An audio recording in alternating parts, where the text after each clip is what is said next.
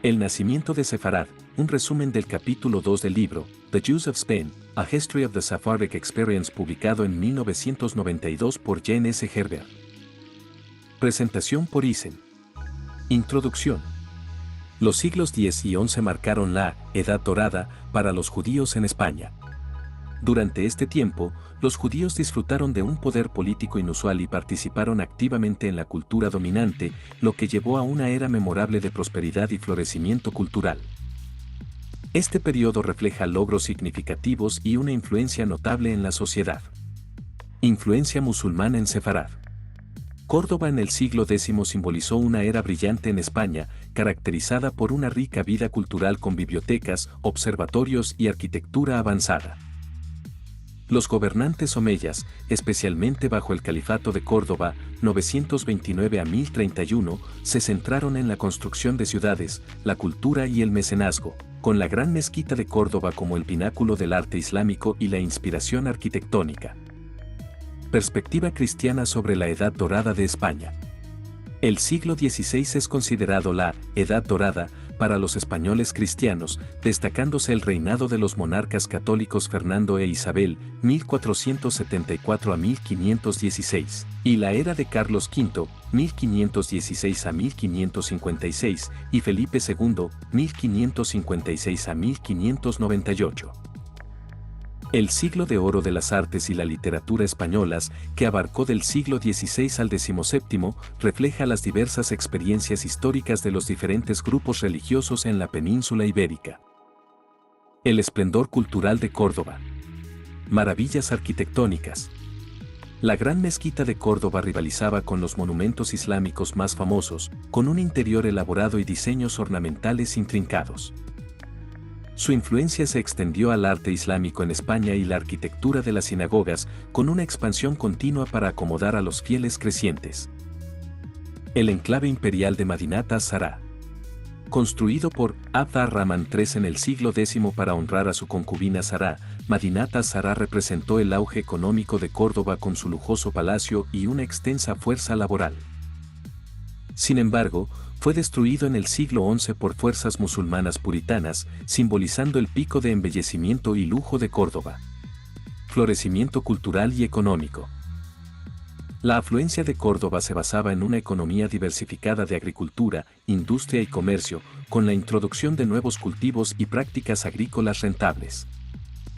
La influencia siria en el estilo de vida y las prácticas agrícolas de los omeyas también contribuyó al desarrollo económico de la región. Prosperidad económica en la España musulmana. Estilo de vida lujoso.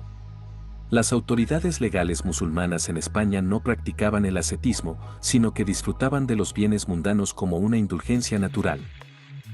Las sedas españolas teñidas en colores vibrantes eran muy valoradas, y a pesar de las prohibiciones islámicas sobre el alcohol, los vinicultores de Córdoba vendían vinos en la ciudad.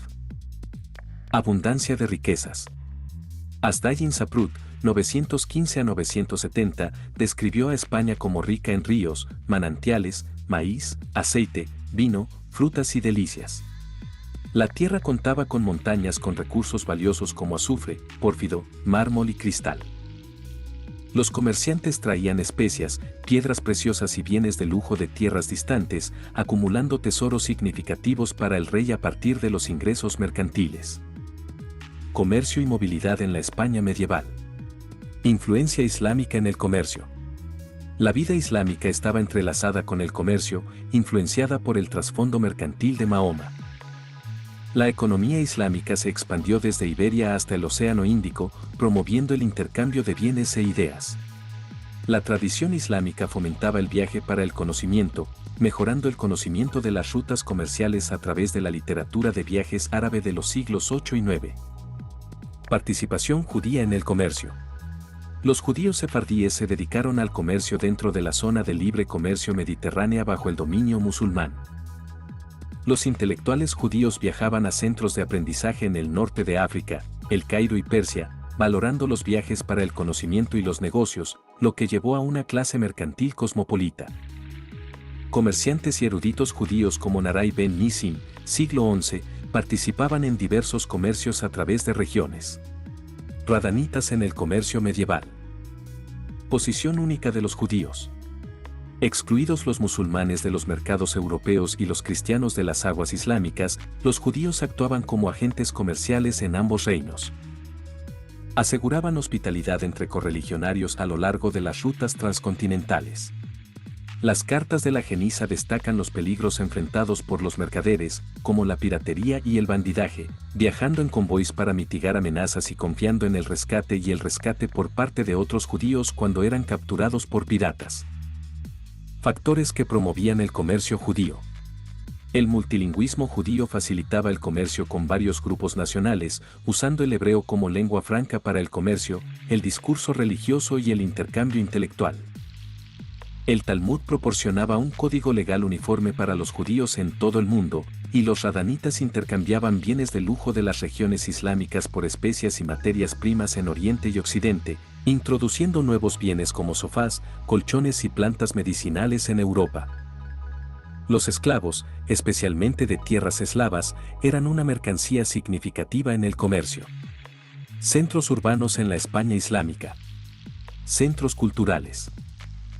La civilización islámica floreció en centros como Sevilla, Granada, Málaga y Lucena, compitiendo por el talento y fomentando la poesía y la ciencia. Sevilla se convirtió en un importante centro urbano después del saqueo de Córdoba por los almorávides en 1086, mientras que Granada asumió el papel de centro cultural y político hasta su caída en 1492. Organización urbana. Las ciudades islámicas eran diversas, albergando pueblos y tribus separadas. Los mercados urbanos dominaban las regiones circundantes a pesar de las debilidades organizativas, reviviendo asentamientos romanos con mercados centrales y mezquitas. Las residencias y tiendas se organizaban en distritos según la producción o el comercio, con hogares privados en ciudades islámicas que eran lujosos, con patios centrales y decoraciones ornamentales.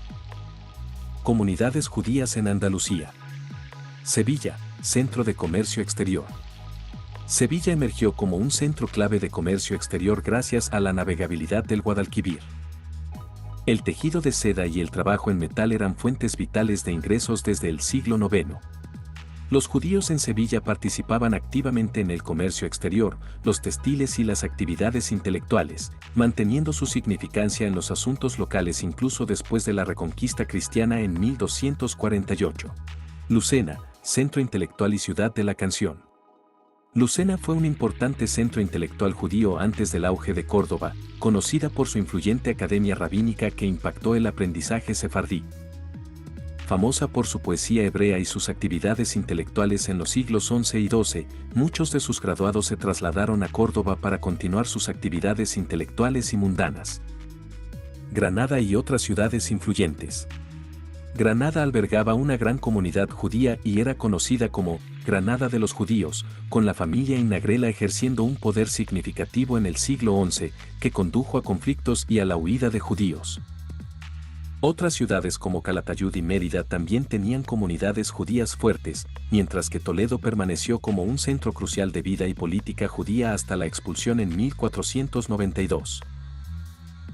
Influencia cultural y asimilación. Asimilación cultural sefardí. Los judíos sefardíes actuaban como intermediarios culturales entre el cristianismo y el islam, viviendo en regiones diversas y arbitrando entre diferentes culturas. Individuos como Siriab, que llegó a Córdoba en 822, desempeñaron papeles clave en la innovación y el refinamiento cultural, con reformas en la música, la etiqueta, la moda y la higiene que influenciaron la vida en la corte de Córdoba. Intrigas políticas y dinámicas de poder. Las intrigas políticas eran comunes en las cortes españolas, donde no había un principio claro de sucesión. Los traductores y médicos judíos a menudo se veían envueltos en conspiraciones palaciegas. El ascenso de Samuel Inagrela al poder en Granada en el siglo XI demostró su habilidad política y suerte, con individuos desempeñando roles cruciales en el lanzamiento y mantenimiento de la Edad Dorada para los sefardíes. Fin. El nacimiento de Sefarad, un resumen del capítulo 2 del libro, The Jews of Spain, A History of the Sephardic Experience publicado en 1992 por Jane S. Herbert. Presentación por Isen. Bibliografía. Herbert, Jane S. The Jews of Spain, A History of the Sephardic Experience Free Press, 1992.